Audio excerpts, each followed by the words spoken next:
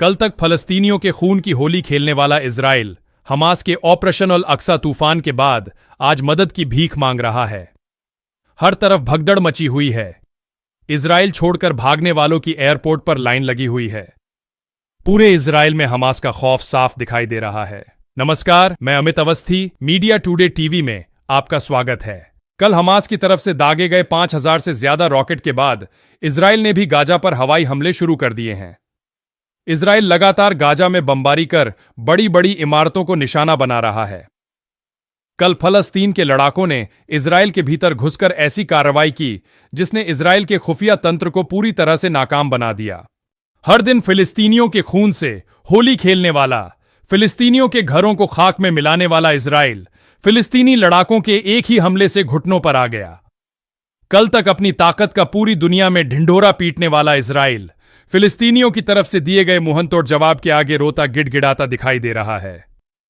बताया जा रहा है कि जब से इजराइल बना है तब से लेकर आज तक इजराइल के इतिहास की यह अनोखी घटना है जिसने इजराइल को पूरी दुनिया में शर्मसार कर दिया।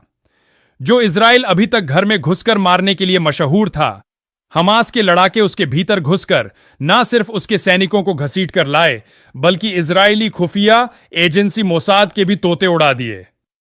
फलस्तीन की जनता ने इजराइल के कब्जे को गाजा से उखाड़ फेंका। गाजा के बुलडोजर इजराइल द्वारा लगाई गई बाढ़ को उखाड़ते दिखाई दिए। शनिवार की सुबह का सूरज जब बादलों की चीरता हुआ बाहर निकला तो दुनिया को उसकी रोशनी में एक ऐसा तूफान दिखाई दिया जिसके बारे में कोई सोच भी नहीं सकता था। इस तूफान का नाम था अल अक्सा तूफान। इस तूफान की शुरुआत हुई हमास की 5000 मिसाइलों से। उसके बाद जैसे जैसे फिलिस्तीनी लड़ाकों के कदम आगे बढ़ते जा रहे थे, वैसे वैसे इजराइल कितना ताकतवर है उसकी हवा निकलती जा रही थी। वहीं इस बार इजराइल के खिलाफ हमास द्वारा जवाबी कार्यवाही में एक दिलचस्प चीज जो दिखाई दी वह थी आसमान से उतरते फिलिस्तीनी लड़ाके। खुद इजरायली मीडिया ने दावा किया है कि पैराग्लाइडर्स, समुद्र और जमीन के रास्ते इजराइल पर हमला किया गया है। वहीं हमास ने भी एक वीडियो जारी किया जिसमें देखा जा सकता है कि फिलिस्तीनी लड़ाके पैराग्लाइडर्स के जरिए इजराइल में प्रवेश कर रहे हैं। हमास के कमांडर ने अपने बयान में कहा है कि हम दुश्मन को पहले ही चेतावनी दे चुके हैं। इजराइल ने हमारे नागरिकों के खिलाफ सैकड़ों नरसंहार किए हैं। कब्जाधारियों की वजह से इस साल सैकड़ों लोग शहीद हुए हैं और घायल हुए हैं। कमाल की बात तो यह है, 70 सालों से जो दुनिया फिलिस्तीन के छोटे छोटे मासूम बच्चों, महिलाओं के दर्द, उनकी चीख पुकार को सुन नहीं पा रही थी, वही दुनिया इजराइल के कट्टरपंथी जायोनियों की आवाजों को तुरंत सुनने लगी। आपको बता दें, हमास द्वारा अल अक्सा तूफान नामक ऑपरेशन के दौरान अब तक कम से कम 300 जायोनियों के मारे जाने की सूचना है। वहीं घायल होने वाले जायोनी सैकड़ों में बताए जा रहे हैं, जिनमें से कई की हालत बहुत चिंताजनक है।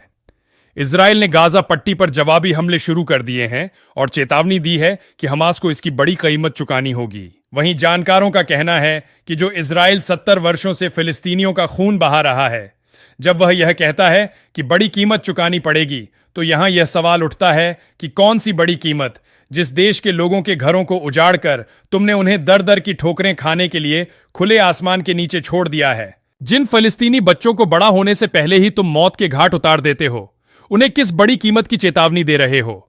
फिलिस्तीन की जनता तो 70 वर्षों से उस कीमत को चुका रही है।